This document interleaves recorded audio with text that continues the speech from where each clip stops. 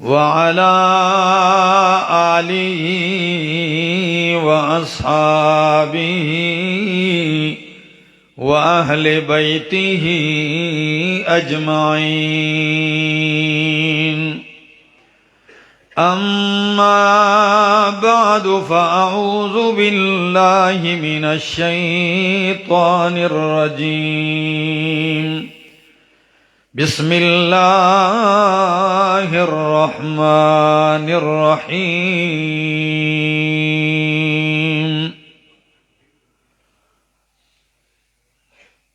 يا أيها الرسول بلغ ما أنزل إليك من ربك وَإِن لَّمْ تَفْعَلْ فَمَا بَلَّغْتَ رِسَالَتَهُ وَاللَّهُ يَعْصِمُكَ مِنَ النَّاسِ. وقال تعالى: ما كان للمشركين أن يعمروا مساجد الله شاهدين على أنفسهم بالكفر أولئك حبطت أعمالهم وفي النار هم خالدون. انما يعمر مساجد الله من آمن بالله واليوم الآخر وأقام الصلاة وآتى الزكاة ولم يخش إلا الله فعسى أولئك أن يكونوا من المهتدين. وقال تعالى: وأن المساجد لله فلا تدعوا مع الله أحدا. وقال النبي صلى الله تعالى عليه وسلم: من بنى لله مسجدا بنى الله له بيتا في الجنة. سبحان ربك رب العزة عما يصفون وسلام على المرسلين والحمد لله رب العالمين.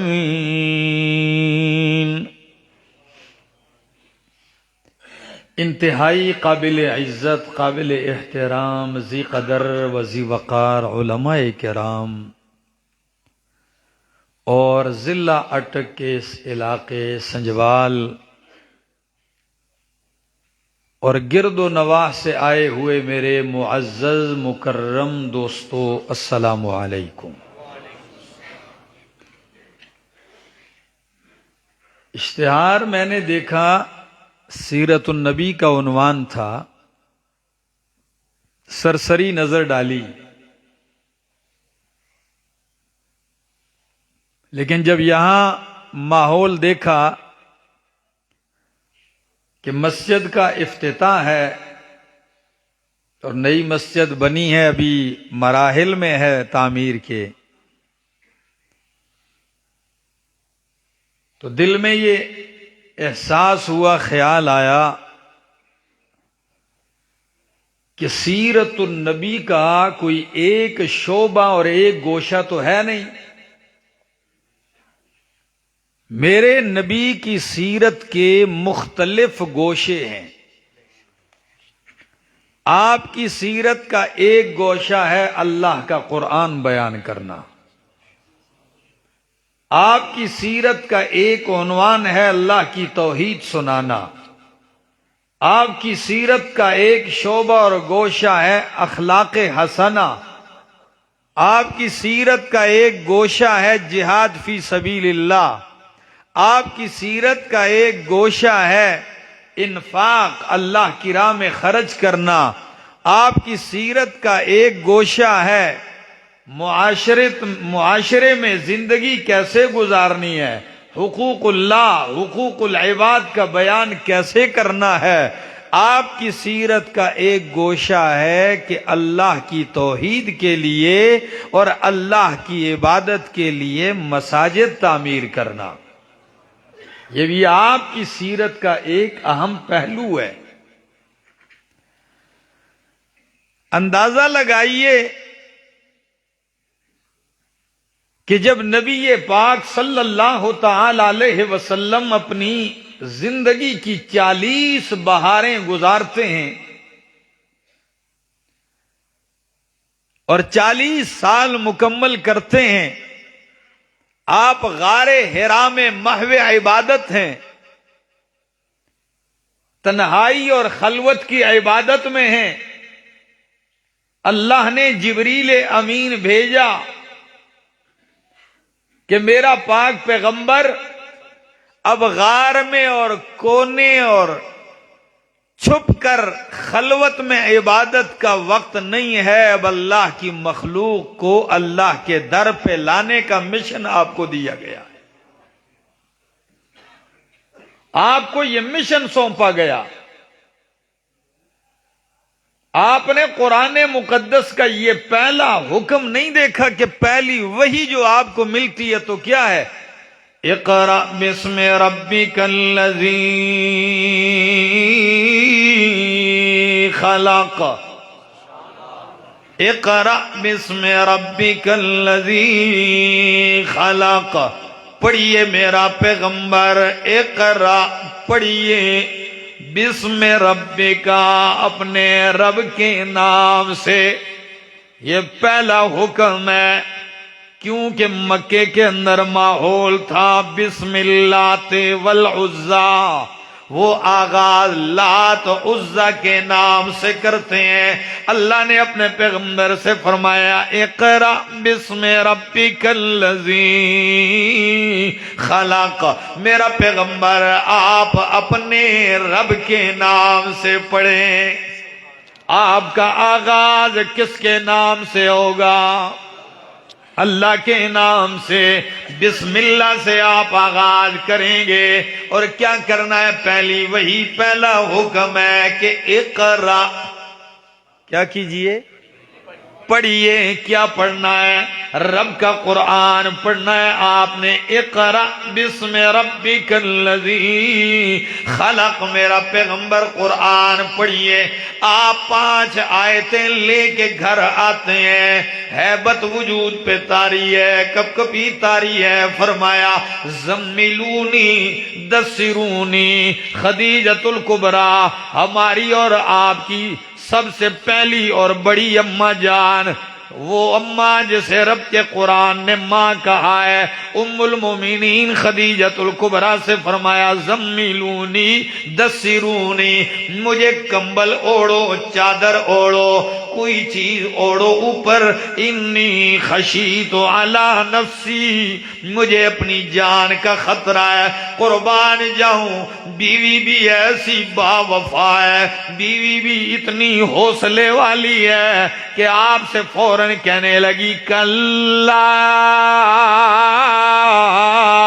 واللہ لا یخزیک اللہ ابدا انک لتصل الرحم وتکسب المعدوم وتصدق الحدیث وتقر الضیف وتعین علی نوائب الحق. سنجوال والوں میری باتیں سمجھ میں آ رہی؟ کمال کی بات ہے. بیوی کیا کہنے لگی؟ کلا، ایسی نہیں. ہمارے ہاں تو ماحول کچھ اور ہے نا، خاوند تھوڑا پریشان ہو تو بیوی اور پریشان کر دیتی، واویلا ڈال کے او کیا ہو گیا. لیکن کتنی حوصلہ مند خاتون ہے، کہنے لگی کلا، ہرگز نہیں، اللہ کی قسم ہے اللہ آپ کو کبھی ضائع نہیں کرے گا، رسوا نہیں کرے گا. دلیل کیا ہے؟ انک لتصل الرحم. اللہ، واہ میرے پیغمبر کی شان دیکھیے. انک لتصل الرحم. اگر آپ صحابہ میں دیکھیں تو یہ پہلی خاتون ہے میرے پیغمبر کی امت میں جس نے میرے نبوں کو کاٹ لیتے ہیں. وَتَقْرِ الضَّيْفِ، آپ تو مہمان نواز ہیں. اللہ اکبر. یہ میرے پیغمبر کی پاک دامنی کی ایک دلیل بھی ہے، ثبوت بھی ہے کہ دنیا میں عموماً بندے کو ساری دنیا مان جائے، بیوی وسوں وس نہیں مندی. ہے کہ نہیں ایسا؟ وجہ کیا ہے؟ اس لیے کہ بیوی کو بندے کا اچھی طرح پتہ ہوتا ہے یہ کس درجے کا انسان ہے، وہ اس کی خلوتوں سے واقف ہوتی ہے. وہ لطیفے آپ تو سنتے رہتے ہیں نا جی. کہتے ہیں کوئی پیر صاحب ولی اللہ صاحب تھے، ساری دنیا اس کو مانتی ہے، ایک بیوی اس کو نہیں مانتی. میں کہا پتہ نہیں کیا طریقہ ایسا کروں کہ اس کو منوا جاؤں، اس پہ کوئی کرامت بھی اثر نہیں کرتی. ہوا میں اڑا، صحن کے پاس سے گزرا، پھر اتر کے دروازے سے آیا. بیوی کہنے لگی ہاں آپ بھی بڑے پیر بنتے رہتے ہیں، دیکھو پیر وہ ہے ہوا میں اڑتا ہے، پیر تو یہ ہوتا ہے.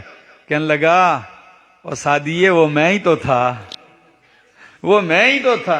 تو ہے کہتا ہی ڈنگا تریڈا ہو کے جڑنا ہے، اسی لیے آپ ٹیڑے ٹیڑے ہو کے جا رہے تھے. مطلب یہ ہے، یہ ایک لطیفہ ہے. عورت نہیں مانتی.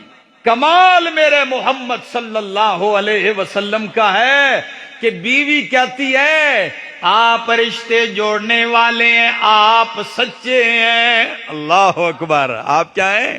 سچے ہیں. آپ غریبوں کو کھلانے والے ہیں، آپ مہمان نواز ہیں، آپ حق پہ کھڑے ہونے والوں کے ساتھ تعاون کرنے والے ہیں. قربان جاؤں. اور پھر کیا کہتی ہے؟ چادر ڈالتی ہے. قرآن مقدس نے اسی انداز کو یوں اپنایا، فرمایا یا ایھا المزمل، او چادر اوڑھنے والا میرا پیغمبر، کمبل اوڑھنے والے میرے پیغمبر، قم اللیل الا قلیلا. اللہ، قم اللیل الا قلیلا، اٹھیے رات کو، الا قلیلا مگر تھوڑا سا، نصفہ او انقص منہ قلیلا، آدھی رات یا اس سے کم کر لیجئے تھوڑا سا، یا اس پہ زیادہ کر لیجئے. کرنا کیا ہے؟ راتوں کو اٹھ کے فرمایا رتل القرآن ترتیلا.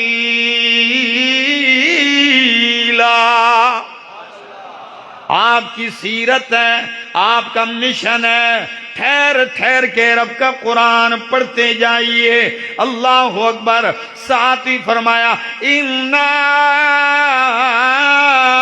سَنُلْقِي عَلَيْكَ قَوْلًا ثَقِيلًا. میرا پیغمبر ہم نے آپ پہ بہت باری بات ڈالی ہے، بہت وزنی بات ڈالی ہے، کوئی آسان کام نہیں ہے.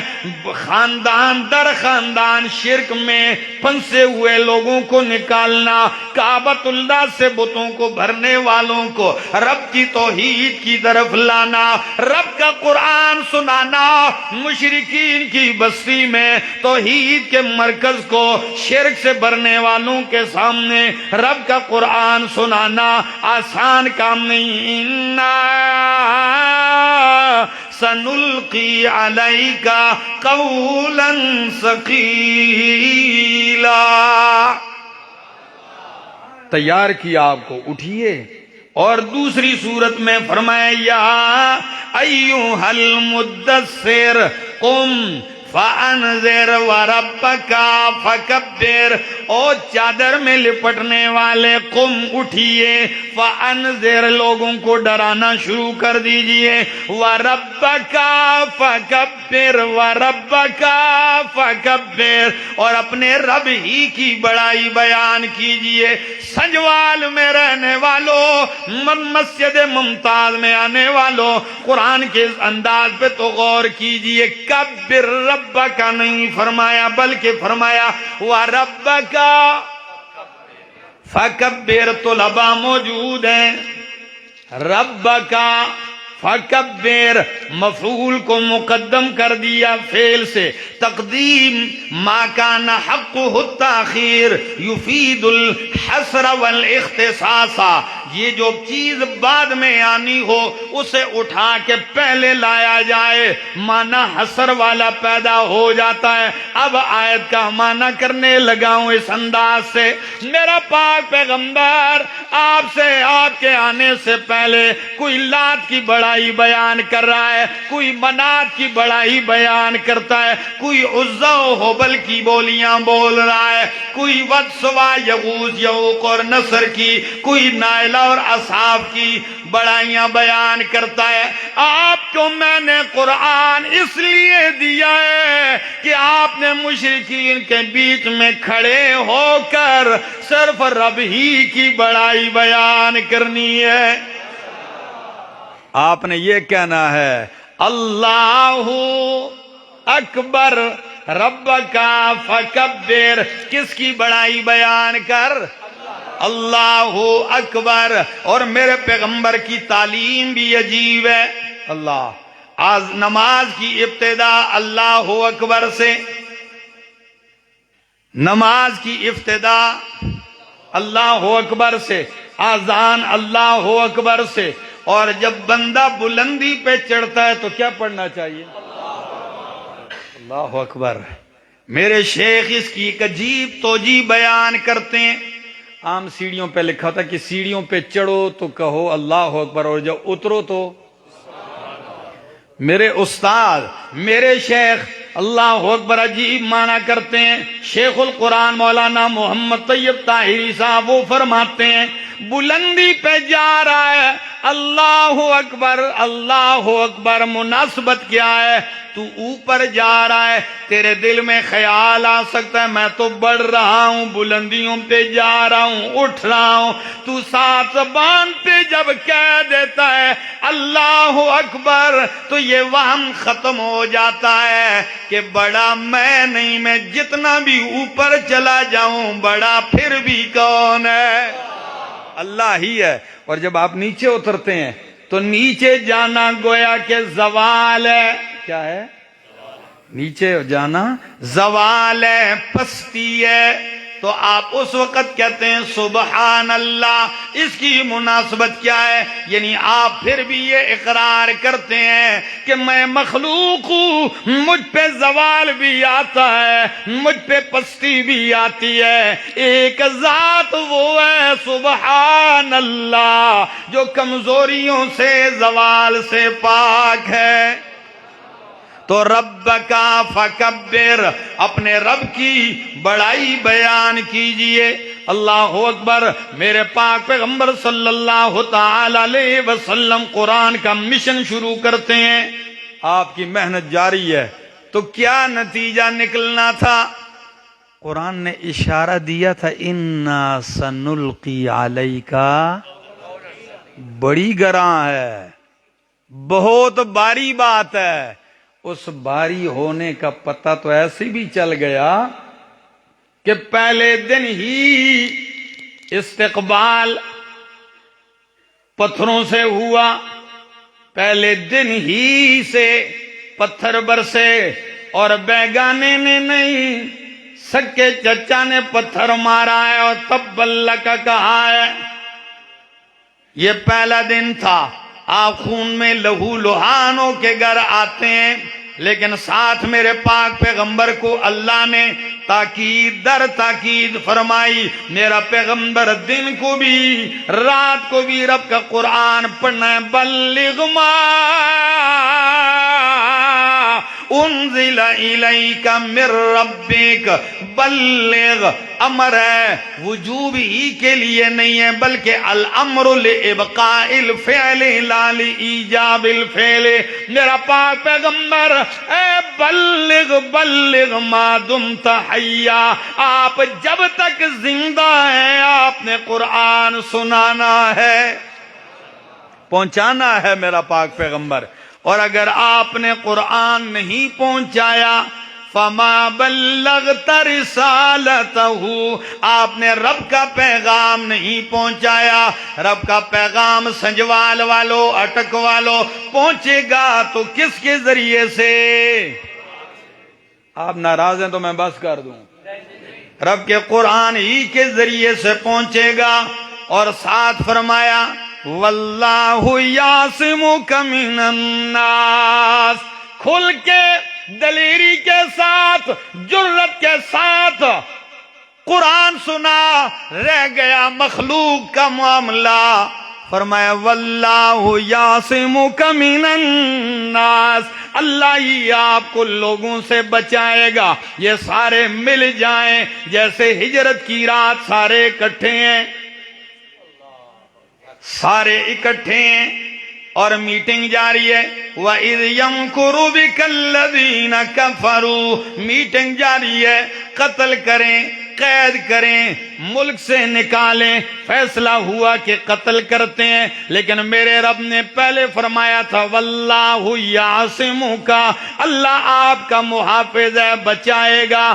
آج جب سارے اکٹھے ہو گئے تو رب کہتا ہے وَيَمْكُرُونَ وَيَمْكُرُ اللَّهُ، وہ آپ کو قتل کی تدبیریں کر رہے تھے اور اللہ آپ کو بچانے کی تدبیر کر رہا تھا۔ اللہ بھی تدبیر، اور واللہ غالب علی امرہ ولکن اکثر الناس لا یعلمون، اللہ اپنے فیصلوں پہ غالب ہے لیکن لوگ نہیں جانتے۔ لوگوں کا عقیدہ ہی خراب ہو گیا ہے، یقین ہی خراب ہو گیا۔ کوئی آ کے روتا ہے جی مولانا صاحب میری روزی کسی نے بند کر دی ہے، سونا جا کوئی تویز دے دو، روزی بند ہو گئی ہے۔ آپ میں سے بھی کئی جاتے ہوں گے ہاں یہ روزی پتہ نہیں، جب کاروبار کرتے ہیں بند ہے، پتہ نہیں کسی نے بندش کروا دی۔ اچھا کئی روتے ہوئے آ جائیں گے جی جڑے پاسے پیر رکھنے رشتے استے نہ ہو جاندی، رشتوں کی بندش آ گئی۔ اچھا چلو، کوئی آ کے کیا کہتا ہے، کیا کہتا ہے بندش ہو گئی، فلاں ہو گیا، فلاں ہو گیا۔ ایک بندہ آیا کہتا ہے جی میرے بچے نہیں ہوتے، میں نے کہا پھر؟ کہتا ہے کسی کے پاس گیا ہوں کوئی حساب کتاب کروانے، میں نے کہا حساب کتاب؟ ہاں تو ان کا حساب کتاب میں معلوم ہوا کسی نے آپ پر جادو کیا، بندش کر دی۔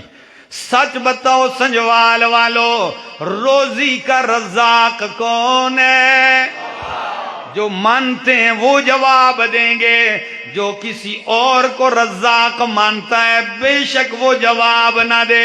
لیکن میری حوصلہ افزائی کے لیے رب کی توحید کا یہ اعلان کر دیجئے، مسجد کی افتتاح ہے تاکہ یہ مسجد کے در و دیوار اور اینٹ بھی گواہی دیں کہ کوئی تھا جو توحید کا نعرہ لگا کر گیا تھا۔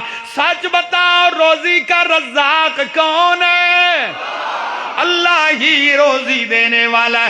ان اللہ یبسط الرزق لمن یشاء ویقدر، اللہ جس کے لیے چاہتا ہے روزی تنگ کرتا ہے، جس کے لیے چاہتا ہے روزی کشادہ کرتا ہے۔ ان اللہ هو الرزاق ذو القوة المتین، روزی دینے والا اللہ، جب اللہ دے تو کوئی بند کر سکتا، اور جب وہ نہ دے تو کوئی روزی کے راستے کھول سکتا۔ در بدر کی ٹھوکریں نہ کھا، ان فراڈیوں کے ہتھے نہ چڑھ کے جا، ان دھوکے بازوں سے بچ کے رہ جو کہیں میں تیری روزی کھولوں گا۔ اگر روزی کا کھولنا کسی تعویذ گر کے بس میں ہوتا تو سنجوال والو وہ کائنات کا سب سے بڑا امیر وہ خود ہوتا۔ جی یہ روزی کے ٹھیکیدار وہ ہوتا تو وہ آپ کی جیب پہ نظر نہ رکھتا کہ جو بیچارہ روزی کے مارے مارے میرے پاس آ گیا، یہ بدبخت اسی کو آخر میں لوٹ لیتا ہے. یہ صلہ ہے جو تیرے پاس آیا کہ میری روزی تنگ ہے، اس نے کہا تنگ ہے ہون گے علی کرنے ہیں، اسی سے پیسے لے لیے. کئی آ جاتے ہیں، اللہ، کئی آ جاتے ہیں جی، اولاد کے راستے بند ہیں. میں نے کہا یہ بھی عقیدہ ٹھیک کر لے کہ اولاد کے خزانے کس کے پاس ہے. یَهَبُ لِمَن یَشَاءُ إِنَاثًا وَيَهَبُ لِمَن یَشَاءُ الذُّکُورَ أَوْ يُزَوِّجُهُمْ ذُکْرَانًا وَإِنَاثًا وَيَجْعَلُ مَن یَشَاءُ عَقِیمًا. واہ قربان جاؤں، قرآن کے سمجھانے پر فرمائے یَهَبُ لِمَن یَشَاءُ إِنَاثًا، جسے چاہتا ہے لڑکیاں دیتا ہے، بیٹیاں دیتا ہے. وَيَهَبُ لِمَن یَشَاءُ الذُّکُورَ، جسے چاہتا ہے بیٹے ہی بیٹے دیتا ہے. اَوْ يُزَوِّجُهُمْ ذُکْرَانًا وَإِنَاثًا، جسے چاہتا ہے بیٹے اور بیٹیاں دونوں دے دیتا ہے. وَيَجْعَلُ مَن یَشَاءُ عَقِیمًا، جسے چاہتا ہے بانچ کر دیتا ہے، تالے لگا دیتا ہے.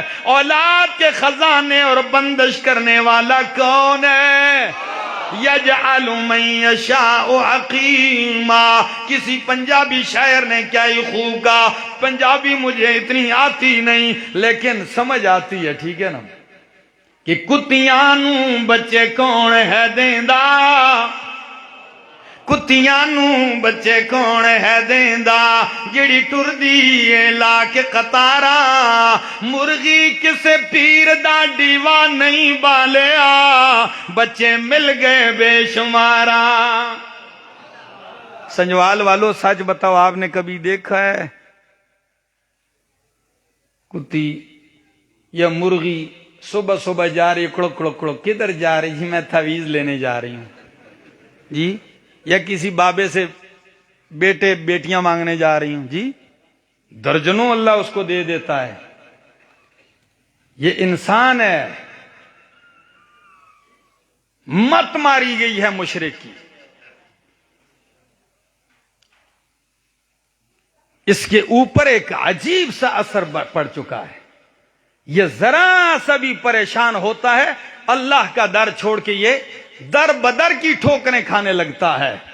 تو میں بات کر رہا تھا کہ بیٹے اور بیٹیاں دینے والا بولو اللہ ہی ہے.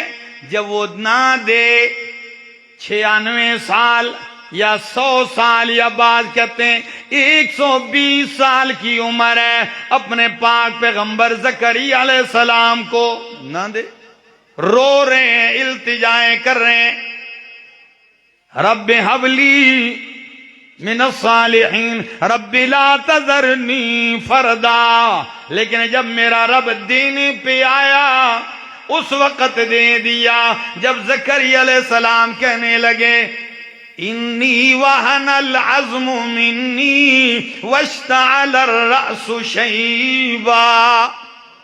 اللہ میری ہڈیاں کمزور ہو گئی ہیں، میرا سر سفیدی سے بڑک اٹھا ہے، میں بوڑھا ہو چکا ہوں، بیوی بھی باچ ہو گئی ہے. لیکن رب نے فرمایا کذالک، یہی تیرے رب کا کمال ہے، ایسے ہی دے گا. اللہ اکبر، ہوگا. تو میرے دوستو، رب کا قرآن سنایا میرے پاک پیغمبر نے، لوگوں نے، مشرکین نے تدبیریں کی، وَمَكَرُوا وَمَكَرَ اللَّهُ. جب آپ نکلنے لگے تو آپ کی زبان مقدس پہ یہ آیت تھی وَجَعَلْنَا مِن بَيْنِ أَيْدِيهِمْ سَدًّا وَمِن خَلْفِهِمْ سَدًّا فَأَغْشَيْنَاهُمْ فَهُمْ لَا يُبْصِرُونَ. آپ پڑھتے جا رہے ہیں، مشرک آنکھیں ملتے رہ گئے، آپ نکل کے چلے گئے. میں نے کہا واللہ یعصمک، اللہ بچائے گا. بچایا کہ نہیں؟ بچایا. آپ چلتے ہیں، صبح کو مشرکین نہیں، حضرت علی لیٹے ہوئے ہیں رضی اللہ تعالیٰ عنہ. کہاں گئے بھائی؟ جدھر جانا تھا. کدھر جانا تھا جدھر گئے؟ آپ کو کیسے بتاؤں؟ تلاش میں نکل پڑتے ہیں. غار ہیرا، غار سور کے اندر 3 دن 3 راتیں گزری ہیں. مشرکین باہر آ گئے. صدیق اکبر اتنے غمگین ہو گئے، فرمایا اللہ کے پاک پیغمبر، اگر کسی ایک مشرک نے بھی سر نیچے کر کے یوں دیکھ لیا تو ہم نظر آ جائیں گے. نبی علیہ السلام نے فرمایا ما ظنک یا ابا بکر باثنین اللہ ثالثہما. کیا گمان ہے، کیا خیال ہے آپ کا ان 2 کے بارے میں کہ اللہ ثالثہما، اللہ ان کا تیسرا ہے. یعنی جس نے ادھر بچایا وہ ادھر بھی بچائے گا. لا تحزن ان اللہ معنا، اللہ ہمارے ساتھ ہے. واقعات سنتے ہو، عقیدہ بھی سیکھتے جانا چاہیے. ادھر سے بھی بچائے، واللہ یعصمک من الناس. آگے نکلے. 3 دن کے بعد جب آپ وہاں سے چلنے لگے، راستے میں کچھ لوگوں کی نظر پڑی. وہ جو ہی مکہ آئے کہنے لگے تمہارے مطلوبہ شخصیات تو ہم نے دیکھا فلاں جگہ جا رہے ہیں. اب سروں کی قیمت لگی تھی 200 اونٹ. 100 اونٹ نبی کریم صلی اللہ علیہ وسلم کے سر کی قیمت، 100 اونٹ ابو بکر صدیق کے سر کی قیمت. سراقہ بن مالک ایک دم کہنے لگا نہیں او بھائی چھوڑو، وہ میں جانتا ہوں، فلاں آدمی جا رہے تھے. نبی علیہ السلام کے بارے میں فرمایا وہ نہیں تھے. بات ٹال دی صرف اس لالچ میں کہ 200 اونٹوں کا انعام کوئی اور نہ لے لے. تھوڑی دیر بیٹھا، فوراً گھر آیا، گھوڑا نکالا، تیر اٹھائے، تلوار لی اور بھاگنا شروع کر دیا. اللہ کے پاک پیغمبر جا رہے ہیں، آپ کی زبان مقدس پہ قرآن کی تلاوت ہے. صدیق اکبر نے جب پیچھے دیکھا گرد و غبار اڑاتے ہوئے کوئی آ رہا ہے تو نبی علیہ السلام سے کہنے لگے اتینا، ہم تو پکڑے گئے، پا لیے گئے ہیں. یہ نبی علیہ السلام نہیں دیکھ رہے. فرمایا یا رسول اللہ صلی اللہ علیہ وسلم دشمن آ گیا، سراقہ ہے. اللہ کے پاک پیغمبر نے فرمایا کلا، کیونکہ آپ کا عقیدہ تھا، رب نے فرمایا تھا واللہ یعصمک من الناس، اللہ بچائے گا. اور 2 کرشمے تو آپ نے پہلے دیکھ لیے تھے. فرمایا کلا، پھر یوں سر اٹھایا، اللہم اکفنا بما شئت، اللہ تو ہی ہماری کفایت فرما، حفاظت فرما جس طریقے سے تیری مرضی ہو. سراقہ نیچے گرتا ہے. بعض سیرت کی کتابوں میں پاؤں دستے ہیں گھوڑے کے. سمجھ گیا تو فوراً آواز دے کے کہنے لگا میں معذرت کرتا ہوں جی، معافی کا طلبگار ہوں، معاف کر دیجئے. نبی علیہ السلام نے یوں دیکھا، فرمایا معاف کر دیا ہے، معاف کر دیا ہے. پھر میں کیوں نہ کہوں کہ محبت کے یوں جس نے دریا بہائے، محبت کے یوں جس نے دریا بہائے، دل ان کا بھی جیتا جو سر لینے آئے. یہ بندہ نوازی کے جوہر دکھائے کہ خود کھائے جو اور جواہر لٹائے. معاف کر دیا. اس نے فوراً ایسے ترکش سے تیر نکالا، یوں پھینکا. فرمایا کہنے لگا یہ میرے ہاتھ کی نشانی ہے، آگے میرا غلام میرے اونٹ بکریاں چرا رہا ہے، یہ اس کو دکھانا، جتنی بکریاں اونٹ تمہیں چاہیے لے جانا. نبی علیہ السلام نے تیر اس کی طرف واپس پھینکا. کہا ہمیں کسی کے بکریوں اور اونٹوں کی ضرورت نہیں، بس اتنا کرنا، زبان بند رکھنا، کسی کے بارے میں کسی کو ہمارے بارے میں بتلانا نہیں ہے. جب جانے لگا نا، لوٹنے لگا تو دل میں خیال آیا کہ یہ ہستی آج جا رہی ہے لیکن کل کو یہی ہستی نظر آ رہی ہے کہ چھا رہی ہے، جیسے چھا جانے والے ہیں. تو ایک دم کہنے لگا اگر آپ مکہ فتح کریں گے تو مجھے امن ملے گا اگر آپ فاتح بن کے آ گئے۔ نبی علیہ السلام مسکرا دیے، کتنی دور اندیشی، جو رات کے اندھیروں میں چھپ کے نکلے، ایک کافر کا اندازہ دور اندیشی کہ آپ کل جب مکہ فتح کریں گے تو کیا مجھے امن ملے گا؟ فرمایا ہاں آپ کو امن ہوگا۔ کہنے لگا مجھے لکھ کے دیجیے، لکھ کے دیجیے۔ نبی علیہ السلام نے عامر ابن فہیرہ سے فرمایا لکھ کر دے دو اس کو امان نامہ۔ لکھ کر دیا گیا، بڑے پیار سے اس نے امان نامہ جیب میں رکھا۔ اللہ نے وحی کے ذریعے ایک اور اطلاع دے دی، فرمایا میرا پیغمبر اتنے حد تک تو وہ چلا گیا نا، اب وحی کے ذریعے یہ بھی بتلا دیجئے سراقہ وہ کیا وقت ہوگا جب قیصر و کسریٰ کے کنگن تجھے پہنائے جائیں گے، اس وقت کے سپر پاور کے کنگن تاج سونے کے۔ یہ آپ کو حیران تھا، کہاں ہم بدو اور کہاں وہ سپر پاور، لیکن یہ میرے رب کا کمال ہے کہ وہ سپر کو صفر کر دیتا ہے، کر سکتا ہے وہ۔ اللہ کے پاک پیغمبر چل پڑتے ہیں، یہ واپس لوٹتا ہے، 2-3 دن خاموش رہنے کے بعد پھر بول پڑا کہ جی وہ 2 ہستیاں ابو بکر صدیق اور نبی کریم صلی اللہ علیہ وسلم تھے۔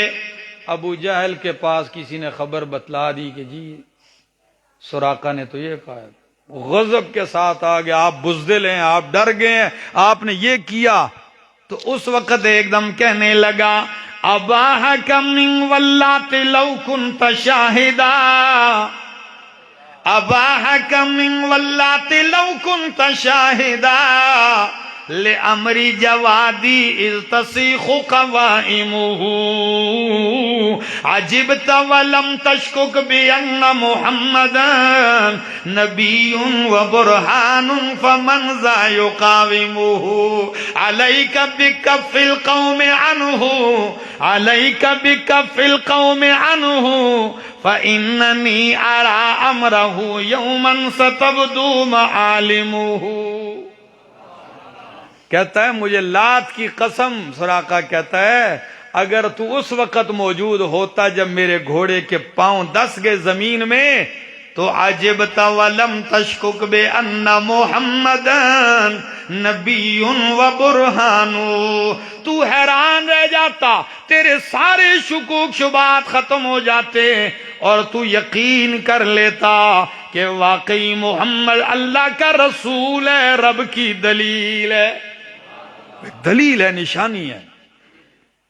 اور کہتا ہے میں تو تجھے وصیت کرتا ہوں تو بھی باز آ جا اور اپنی قوم کو بھی روک ان کی مخالفت سے، ان قریب اس کے بلند و بالا نشانات دنیا پہ ظاہر ہونے والے ہیں۔ اللہ کے پاک پیغمبر جا رہے ہیں، آپ پہنچنے لگے، راستے میں بریدہ اسلمی نے محاصرہ کر لیا 80 آدمیوں کے ساتھ، 200 اونٹوں کا انعام جو ہے۔ بریدہ اسلمی نے جو ہی حملہ کیا گھیر لیا، پاس آیا نبی علیہ السلام نے ایک دم پہل کر دی، فرمایا من انت و مسمک، تو کون ہے، آپ کا نام کیا ہے؟ تو بریدہ کہنے لگے یہ عجیب و غریب گفتگو ذرا سن لیجیے اگر آپ تھکے نہ ہو، نام کیا ہے؟ بریدہ کہنے لگا انا بریدہ۔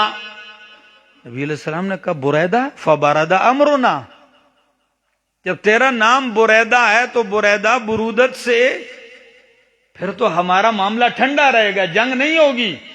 اچھا کس قبیلے سے ہے؟ کہنے لگا بنو اسلم سے۔ نبی علیہ السلام نے کہا جب تو بنو اسلم سے ہے تو پھر سلمنا، پھر تو ہمیں سلامتی ہوگی تیرے شر سے۔ اچھا یہ بتا کس خیل سے ہے؟ شاخیں ہوتی ہیں ہر خاندان قبیلے کی، کس شاخ سے؟ کہنے لگا بنو سہم سے۔ نبی علیہ السلام نے صدیق اکبر کی طرف دیکھ کے فرمایا ابو بکر خوش ہو جائیے، خراجہ سہموں کا، میرا نہیں تیرا بھی حصہ نکل آیا، خراجہ سہموں کا آپ کا حصہ بھی نکل آیا۔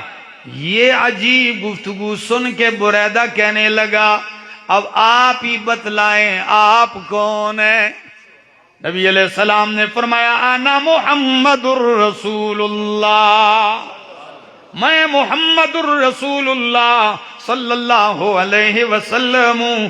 بریدہ کہنے لگا اگر آپ رسول اللہ ہیں ہاتھ آگے کیجئے۔ اللہ کے پاک پیغمبر نے ہاتھ آگے کیا، کہنے لگا اشہد اللہ الہ الا اللہ و اشہد ان محمد رسول اللہ۔ کلمہ پڑھ لیا، 80 آدمی اور بھی مسلمان ہو گئے جو ساتھ والے تھے۔ واللہ یعصمک من الناس، بچایا اللہ نے کہ نہیں بچایا، اور ساتھ ساتھ ایمان بھی لے آئے۔ تو میں کہتا ہوں شاعر نے کہا اکیلا ہی چلا تھا جانب منزل، راہ رو ملتے گئے کارواں بنتا گیا۔ 80 سے 84 بندہ ساتھ جا رہا، اللہ اکبر۔ سامنے قباء کی بستی ہے، اہل قباء انتظار کر رہے ہیں، اللہ کے پاک پیغمبر قباء پہنچتے ہیں، قیام فرماتے ہیں۔ تفصیل ختم کرنے لگا ہوں۔ چند دن قیام کیا، چند دن قیام کے اندر آپ نے پہلا کام کیا، مسجد قباء کی بنیاد رکھی۔ اس مسجد کا نام کیا ہے؟ مسجد ممتاز۔ اللہ اکبر۔ مسجد قباء کی بنیاد رکھی جا رہی ہے۔ عجیب منظر ہے، سید الانبیاء امام کائنات بنفس نفیس باری باری پتھر اٹھا کے لا رہے ہیں۔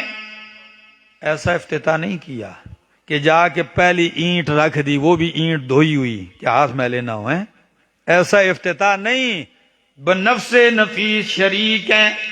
اور کیا خوبصورت منظر ہوگا کہ اللہ کے پاک پیغمبر بھی پتھر لا رہے ہیں، کوئی گارا لا رہا ہے، کوئی مٹی لا رہا ہے، کوئی کھدائی میں لگا ہے، مسجد تعمیر ہو رہی ہے۔ محبت کا ایک منظر ہے۔ اور عبداللہ بن رواحہ رضی اللہ تعالیٰ عنہ چونکہ شاعر ہے، اور پھر شاعر فی البدی شاعر، میں اکثر سوچتا ہوں کہ افصح العرب کے سامنے شعر کہنا، نبی علیہ السلام کیا تھے؟ افصح العرب تھے۔ آپ سے زیادہ فصیح کون ہے؟ سیرت میں، شمائل میں صرف فصاحت پیغمبر الگ عنوان ہے۔ پھر آپ کے سامنے شعر کہنا اور ایسا کہ آپ کو پسند بھی آ جائے، یہ ہر بندے کے بس کی بات نہیں ہے۔ عبداللہ بن رواحہ جیسے ہی لوگ ہیں، تو عبداللہ بن رواحہ پتھر بھی لا رہے ہیں۔ اور سیرت حلبیہ اور سیرت ابن ہشام اور البدایہ والنہایہ نے عجیب بات لکھی ہے کہ آپ صلی اللہ علیہ وسلم کبھی کبھی اتنا بھاری پتھر اٹھا لیتے کہ آپ کی کمر خم ہو جاتی، کمر جھک جاتی، اتنا بھاری پتھر اٹھا لیتے۔ اور اگر کوئی صحابی، کوئی شاگرد، کوئی غلام آگے بڑھ کے آپ سے لینے کی کوشش کرتا، آپ سر ہلا کے یوں کہتے نہیں نہیں یہ میں خود لے جاؤں گا، آنکھ کے اشارے سے کہتے آپ وہ والا اٹھا لیجیے، آپ وہ والا اٹھا لیجیے۔ کوئی پتہ نہیں، کوئی محبت محسوس ہو رہی ہے کہ نہیں؟ آپ یہ اٹھا لیجیے، وہ فوراً اس کی طرف دوڑ پڑتے۔ عبداللہ بن رواحہ جب یہ منظر دیکھتے ہیں تو فوراً کہنے لگے قد افلح من یامر المساجد۔ کیا اشعار ہیں، کہتے ہیں، ایک دو سنا دیتا ہوں، کہتے ہیں قد افلح من یامر المساجد ویقرأ القرآن قائما وقاعدا۔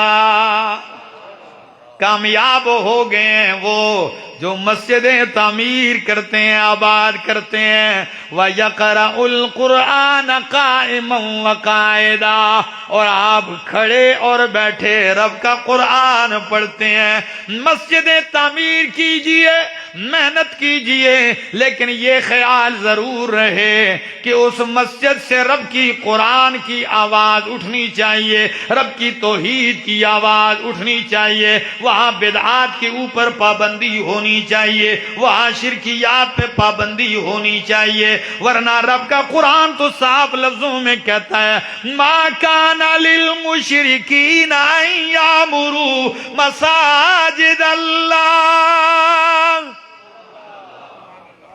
غیرت بھی اللہ سکھاتا ہے، ما کان للمشرکین ان یعمروا مساجد اللہ، مشرکوں کے لیے تو عیب ہی نہیں کہ وہ اللہ کی مسجدیں آباد کریں، مشرک آباد کرے بھی تے اللہ فرمان دے ماں لوڑ ہی کوئی نہیں چاہیے مجھے، ما کان للمشرکین، نہیں جائز مشرکوں کے لیے، نہیں شایع نشان مشرکوں کے لیے کہ وہ مسجدیں تعمیر کریں۔ پھر مشرک کو منع کیا تو اللہ مسجد پھر کون تعمیر و آباد کرے؟ فرمایا انما یعمر مساجد اللہ من آمن باللہ، اللہ کی مسجدیں وہ تعمیر کرے جس کا ایمان اللہ پر ہو۔ کس پر ایمان ہو؟ وہ توکل اللہ پہ کرے، بھروسہ اللہ پہ کرے، یقین اللہ پہ رکھے، وہ اللہ کی صفات غیروں کو نہ دے۔ مسجد بنا لی، رب کا قرآن کہتا ہے، یہ میرے سامنے سورۃ الجن ہے 29واں پارہ ہے، اللہ کا قرآن کیا کہتا ہے؟ وَأَنَّ الْمَسَاجِدَ لِلَّهِ، مسجدیں کس کے لیے؟ فَلَا تَدْعُوا مَعَ اللَّهِ أَحَدًا، تو اللہ کے ساتھ کسی اور کو۔ تو سچ بتاؤ، نعرہ تکبیر بھی لگتا ہے تو نال پھر فلانا بھی تو فلانا بھی تو فلانا بھی ہے، فلاں بھی مدد، فلاں بھی مدد، اسی مسجد میں کھڑے ہو کہ ایاک نعبد و ایاک نستعین، اور اسی مسجد میں بیٹھ کے شرک کی بھی آواز بلند کرے۔ ایک بندہ مجھے کہنے لگے ہر بات کو شرک شرک نہ کہہ دیا کرو، میں نے کہا ہر بات کو شرک نہیں کہتے، لیکن جو شرک ہے اس کو شرک ضرور کہیں گے۔ میرے دوستو، اگر ایسے لوگ اللہ پیدا کر دیں جو توحید کی بنیاد پہ اللہ کی مسجد بنائیں، کیونکہ لمسجد اسس علی التقوی من اول یوم احق ان تقوم فی، میرا پیغمبر جس مسجد کی بنیاد تقوی پر ہو، تو سچ بتاؤ آپ کہیں گے تقوی کہا ہے، توحید نہیں کہا؟ میرا بھائی توحید بھی تقوی ہے۔ کیا ہے؟ ہاں، حرام سے بچنے کا نام تقوی ہے، گالی سے بچنے کا نام تقوی ہے، گناہ سے بچنے کا نام تقوی ہے، تو شرک کی پلیتی سے بچنے کا نام تقوی نہیں ہے؟ جس کی بنیاد تقوی پر ہو۔ آئیے کوشش کیجئے، اللہ کے گھروں کو آباد کیجئے، اللہ کی رضا کے لیے مساجد تعمیر کیجئے، اور پھر اس میں امام کی کوشش کیجئے کہ امام ہو، عالم ہو، قرآن کا درس دیتا ہو، یہ لازمی ہو، مسجد ہو اور ساتھ بیچ میں کیا ہو؟ قرآن کریم کا درس ہو، تاکہ اہل محلہ آئیں، رب کا قرآن سیکھیں، زندگی باقی، ملاقات باقی۔